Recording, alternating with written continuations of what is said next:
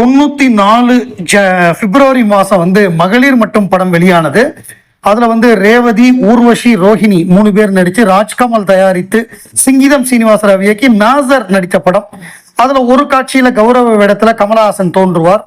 அந்த படம் மிகப்பெரிய வெற்றி படமாக அமைஞ்சுது. ஆனால் அந்த படத்துக்கு விழா எடுக்கல. அதுக்கப்புறம் சதி லீலாவதி 95 பொங்கலுக்கு ரிலீஸ் ஆகி பாஷா ரிலீஸ் ஆன அதே பொங்கல் இந்த படம் பாஷாவை விட மிகப்பெரிய லாபகரமான படம். ஏன்னா குறைந்த செலவில் எடுத்து மிகப்பெரிய வெற்றி படமாக அமைஞ்சது. கமல், கோவை சரளா அவங்க ஜோடியில் பாலு மகேந்திரா எடுத்த படம் தான் சதி லீலாவதி. ராஜ்கமல் நிறுவனத்துடைய படம், மிகப்பெரிய வெற்றி படம். ஆனால் அதுக்கு விழா எடுக்கல. அதுக்கு பிறகு அதே ஆண்டு தீபாவளி குருதிப்புணல் இந்த ஆகஸ்ட்ல ரிலீஸ் ஆக வேண்டிய இந்த படம் அந்த டால்பி சவுண்டுக்காக தீபாவளிக்கு ரிலீஸ் பண்றாரு. பாடலே இல்லாம குருதி புனல்ங்கிற படம் PC ஸ்ரீராம் டைரக்ஷன்ல கமல் நடிக்கிறாரு.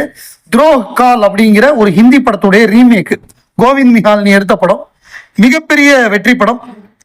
என்ன பண்றாருன்னா 96 அதாவது 94 95 வந்த படம் 96 ஏப்ரல்ல 9/4/96 முப்பெரும் விழா அப்படின்னு இந்த 3 படங்களுக்கும் விழா எடுக்கிறாரு. சென்னையில் இருக்கக்கூடிய தேனாம்பேட்டையில் இருக்கக்கூடிய காமராஜர் அரங்கத்துல. அதுக்கு தலைவரா பாலச்சந்தர், முக்கிய விருந்தினரா சேகர் கபூர், கமலுக்கு பிடித்த இயக்குனர். அவர் வந்து மிஸ்டர் இந்தியா, பண்டிட் கோயின்லாம் எடுத்தவர் விஸ்வரூபத்துல நடிச்சிருக்காரு, அங்கிள் கேரக்டர்ல நடிச்சிருப்பாரு. அப்புறம் டைரக்டர் சங்கர்.